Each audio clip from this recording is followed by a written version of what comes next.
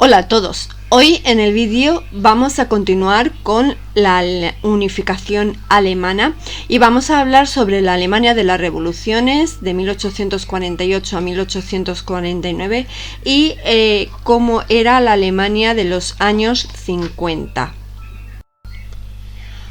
Primero os voy a hablar sobre la época de la prerrevolución, que abarca de 1845 a 1847. En este periodo, Alemania sufre una crisis de subsistencias. La enfermedad de las patatas en 1845 y la baja cosecha de cereales de 1846 provocaron el alza de los precios, arruinando el poder adquisitivo de los campesinos. Y con relación a las otras crisis, pues también se produce una crisis política, con motines a causas del hambre en todas partes y críticas muy acerbadas y escuchadas de la oposición liberal contra la incapacidad de la burocracia. Todo este mecanismo hubiera podido ser calmado con la mejora del abastecimiento a finales de 1847, pero en el intervalo la agitación política encontró nuevas oportunidades para desarrollarse.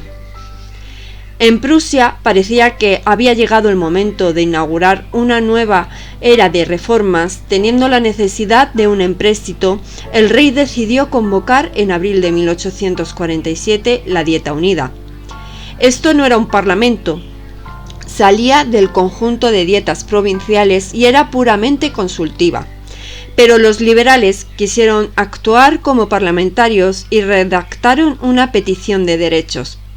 Rechazaron el empréstito y especificaron la teoría de la colaboración entre el rey y los diputados.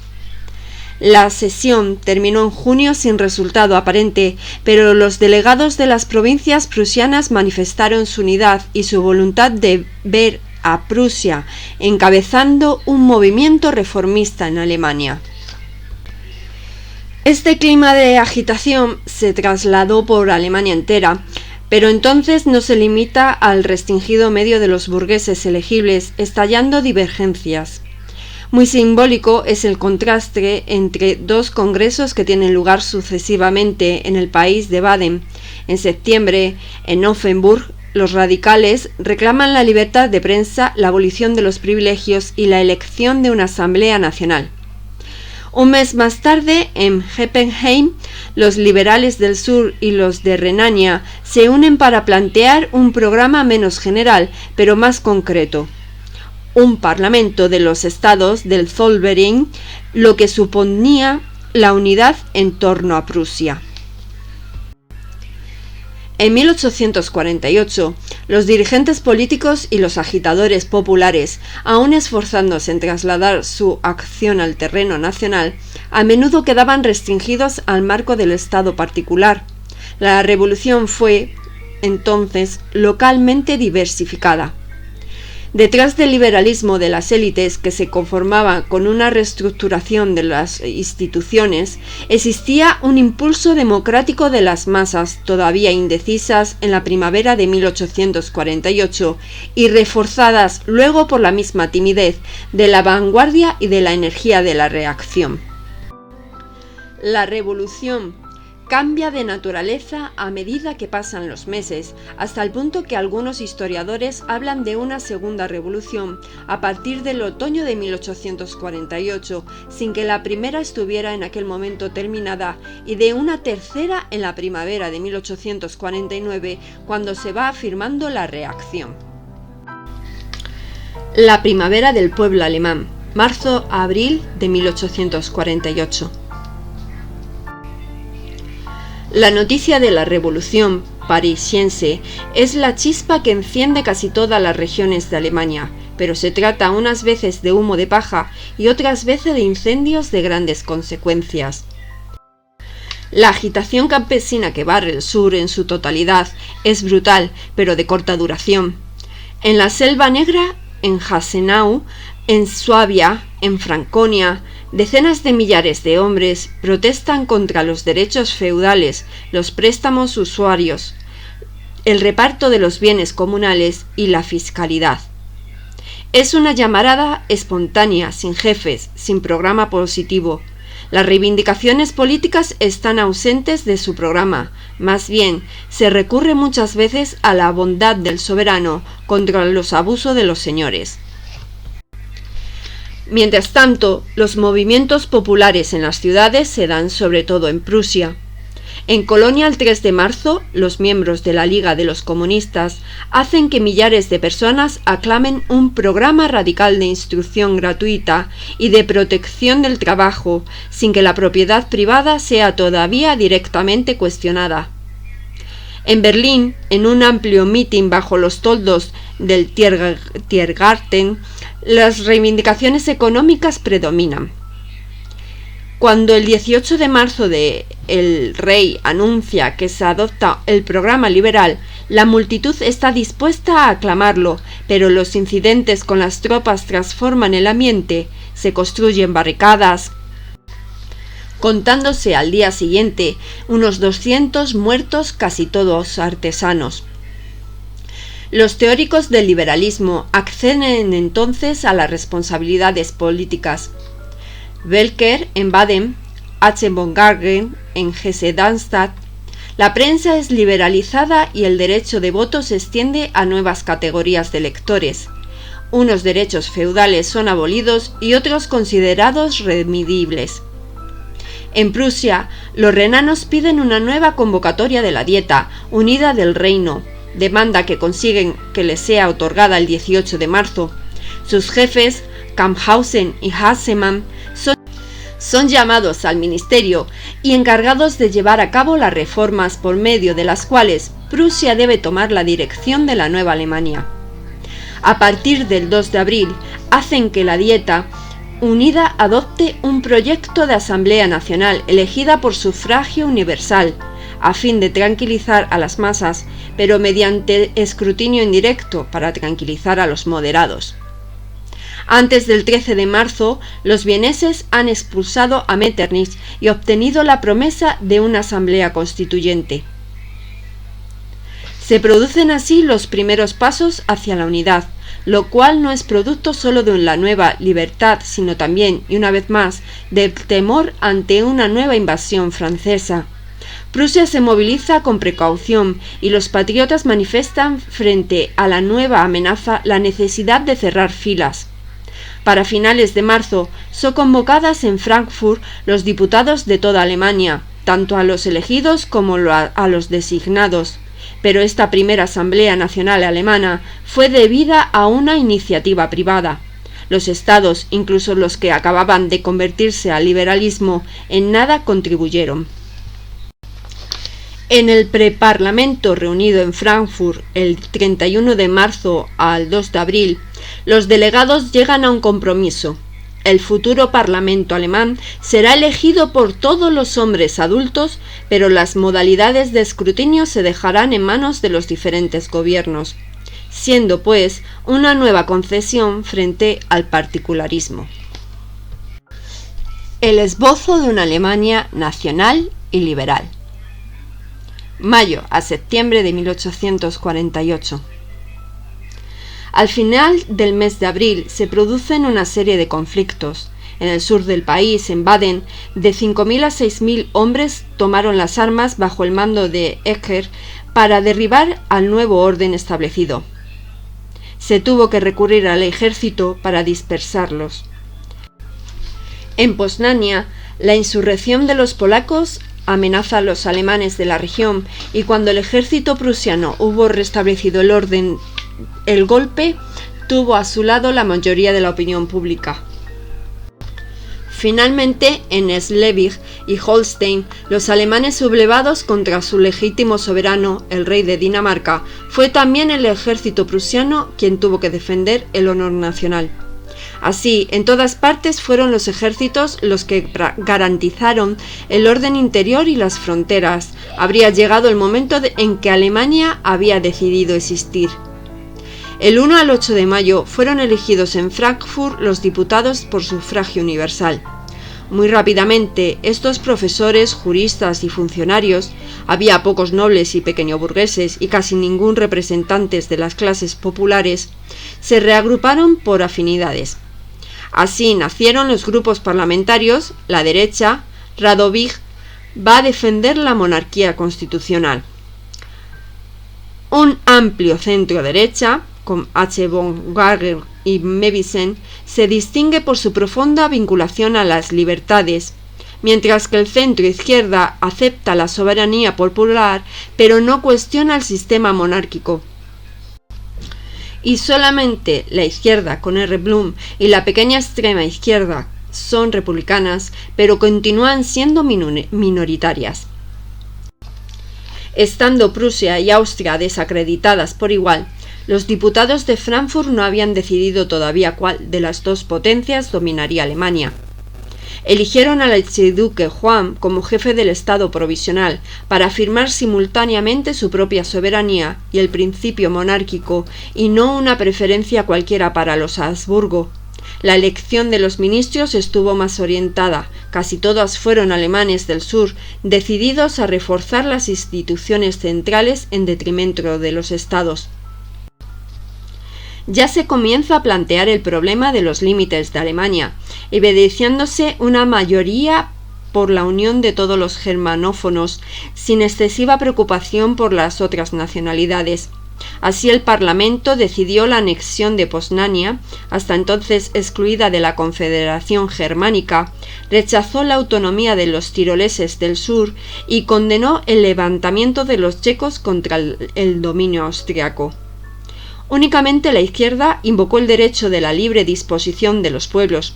La centroderecha manifestaba que se debía despertar en las masas el sentimiento egoísta de la nación. La derecha invocaba incluso que el deber de los alemanes es atraer a las nacionalidades extranjeras y educarlas para el mundo moderno. El sentimiento nacional se transforma entonces en nacionalista. La Segunda Revolución y la Primera Contrarrevolución, septiembre a diciembre de 1848.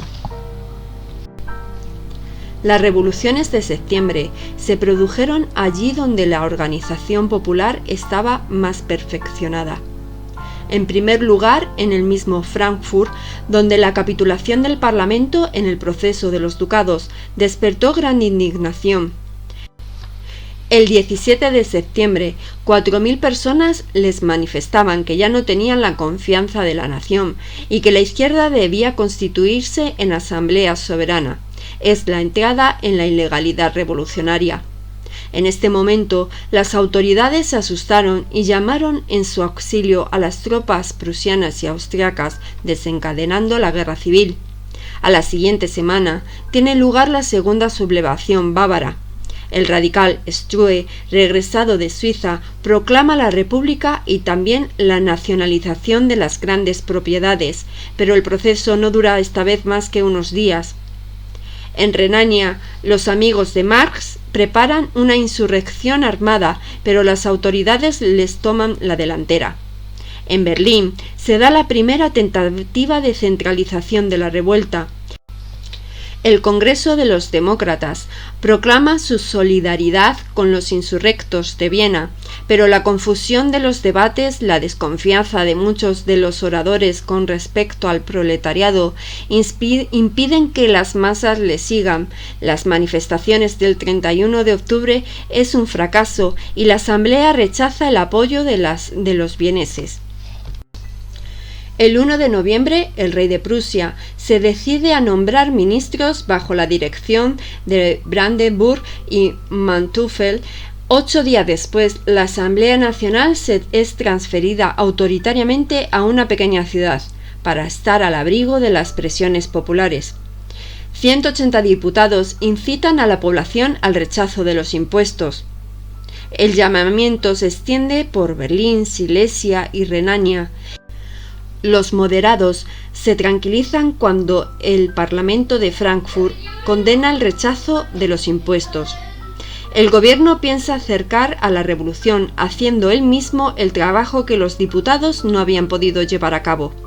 El 5 de diciembre, Federico Guillermo IV otorga una constitución a sus súbditos, el cual reconoce las grandes libertades, principalmente en materia de religión, lo que satisface a los católicos. Prevé 2 cámaras elegibles, una de ellas con sufragio universal, bajo responsabilidad de los ministros. El régimen sería parlamentario, si los derechos reales no estuvieran expresamente reservados. Prusia inaugura así una política que será fecunda, la combinación del aparato autoritario con unas concesiones a las clases acomodadas. Desembarazado de las presiones de la calle, el Parlamento emprende la constitución de la futura sociedad alemana.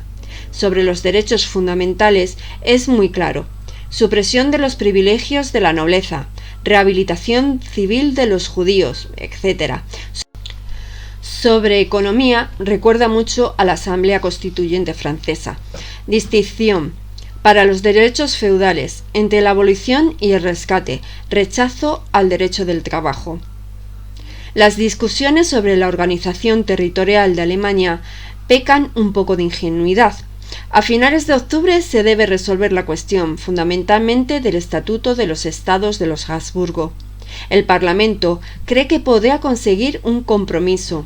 La Austria germanófona estaría dentro de Alemania, pero las otras regiones solo tendrían con Viena una unión personal. Pero en Viena, el canciller Schwarzenberg es apoyado por los conservadores e incluso por los liberales contra este proyecto de desmembramiento, pidiendo a Frankfurt la completa entrada de la monarquía en la Nueva Alemania. Es a partir de este momento en que aparecen entre los diputados y luego entre la opinión pública los 2 campos: los pequeños alemanes, guiados por H. von Göring, hacia la dirección de la hegemonía prusiana, y los grandes alemanes, quienes por razones confesionales, económicas o políticas han sido seducidos por un mito de un imperio de 70 millones de habitantes. La cuestión está en saber cuál de los 2 sabrá convencer a la izquierda, todavía indecisa, para construir una mayoría y así construir Alemania. El fin de la unidad y la última revolución, enero a mayo de 1849. Es un periodo de divisiones extremas: pequeños alemanes contra grandes alemanes, Parlamento nacional contra gobiernos locales, masas populares contra clases dirigentes. El entusiasmo y la indignación patrióticas se tiñen de reivindicaciones sociales. Los diputados se decidieron a levantar la estructura del edificio sin estar seguros de si sus cimientos resistirían. Deciden que Alemania tendrá un emperador y 2 cámaras, de las cuales una sola surgirá del sufragio universal. Y así llegamos a la Alemania de los años 50. En el otoño de 1858, Federico Guillermo IV, atacado por la locura, debe de ceder la regencia a su hermano Guillermo, que se unió a la tesis de una nueva Prusia liberal que arrastraría detrás suyo a las fuerzas de la nación entera. Aunque celoso de la autoridad, especialmente como jefe del ejército, coloca en el gobierno conservadores liberales deseosos de apoyarse en la opinión política moderada. En este momento, un renacimiento del liberalismo barre Alemania. Esta vez son los profesores los que toman el mando y especialmente la escuela histórica. Drusen en Jena, Hauser en Heidelberg y el renano Sibel en Múnich, Mommsen en Berlín y el joven Treitschke, todos protestantes y burgueses de temperamento o de origen. Para ellos, el pasado de Alemania, 1813, y la misma historia romana demuestran que solamente un Estado que coincida con una nacionalidad y convencido de su deber moral puede dirigir a su pueblo hacia el progreso. Solamente el fracaso de 1848 les hace pensar que la política no es un conflicto de ideas, sino un juego de fuerzas. Al servicio de la libertad, el Estado puede verse, pues, obligado a unos actos que la moral individual condenaría. Los liberales mantienen 2 tribunas, una científica con la revista histórica, la otra política, con los anales prusianos, donde incansablemente se reclama una Alemania unificada por Prusia, pero respetando los particularismos y dotada de un parlamento. Frente a ellos, el movimiento de la Gran Alemania solamente dispone de una personalidad universitaria, el historiador Constantin Franz, quien bosqueja el cuadro de una inmensa confederación con una triple articulación que se extendería desde el Báltico hasta los eslavos del sur. Los economistas liberales y los delegados de las cámaras de comercio prefieren la hegemonía económica prusiana. Incluso el movimiento socialista, que entonces estaba despertando, toma partido por la causa nacional, persuadido de que la unidad tendrá lugar con el apoyo de las masas y será entonces revolucionario o bien fracasará nuevamente. Pero la alianza entre Prusia y la mayoría de la opinión va a verse quebrantada por dos acontecimientos. El primero es la guerra en Italia. A las primeras noticias de la intervención francesa, los alemanes se sorprenden indignados. Todo ayuda a ello: el odio al despotismo napoleónico, el desprecio por los italianos y nuevamente el temor de un ataque francés por el Rin. De pronto, Austria es aclamada como defensora de derecho. El gobierno prusiano se niega a entrar en una guerra, pretextando que las posesiones de Austria en Italia no forman parte de la Confederación Germánica. Luego retrasa la concentración de tropas en el Rin, reivindicando para su rey el mando supremo. Busca explotar las derrotas de Austria, pero sin otro efecto que el de enajenarse la opinión. Ello se comprueba cuando en septiembre de 1859 políticos de todo el país se reúnen en una asociación nacional. Confían la presidencia en Benningen de Hannover, fijan su sede en Coburg, en Sajonia, e instalan el periódico en Heidelberg, en Baden. Su programa prevé la unidad en torno a Prusia, pero se reserva la posibilidad de una integración de los alemanes de Austria. El éxito al principio es grande, con 25.000 adheridos en 3 años. Luego padecerá de la incertidumbre de los inicios. Guillermo, persuadido de que la organización militar de 1814 está anticuada, se deja aconsejar por el general Röhm, ministro de la guerra, para llevar a cabo un plan que va a desencadenar pasiones. El reclutamiento anual va a incrementarse, los reclutas harán 3 años de servicio militar en lugar de 2, la Lauberg será rota y los elementos más jóvenes incorporados a la infantería. El conflicto estalla en 1862. Los electores envían a la Cámara una enorme mayoría de liberales y de progresistas decididos a combatir por un servicio militar de 2 años y por la competencia presupuestaria del Parlamento.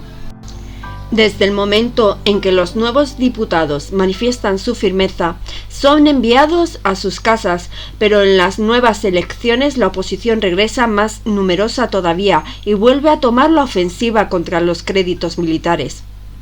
El rey se apoya entonces en la teoría de la laguna constitucional, según la cual, en caso de conflicto de los dos poderes de la corona, es la que domina, puesto que es ella la que otorga la Constitución. En septiembre de 1862, Guillermo piensa en abdicar y los militares en el golpe de Estado. Para salir del atolladero, solo queda el recurso al único hombre político que todavía no se había inmiscuido en el asunto, aunque lo había seguido de cerca desde su embajada en París: Bismarck. El rey, que no lo quiere, se deja convencer por Röhm y lo nombra presidente del Consejo el 22 de septiembre.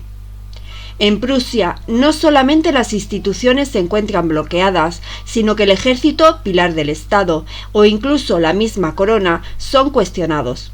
Los progresistas, que luchan por un programa concreto de régimen cuasi parlamentario, movilizando a las masas de pequeños burgueses, discrepan cada vez más de los liberales moderados, que solo aspiran a un compromiso honorable y sienten repulsión de recurrir a los motines callejeros. De todo ello, Bismarck saca la conclusión de que el buen pueblo sigue siendo fiel a su rey y que es mejor recurrir al sufragio universal. Pero Bismarck considerará también que uno de los medios de salirse del punto muerto es el canalizar los entusiasmos hacia la causa nacional. Bueno, pues así terminamos la época de las revoluciones en Alemania y de los años 50, y en el siguiente vídeo sobre la unificación alemana trataremos sobre la Alemania de Otto von Bismarck. Espero que os haya gustado, suscribiros, darle un like y nos vemos en los siguientes vídeos. Adiós.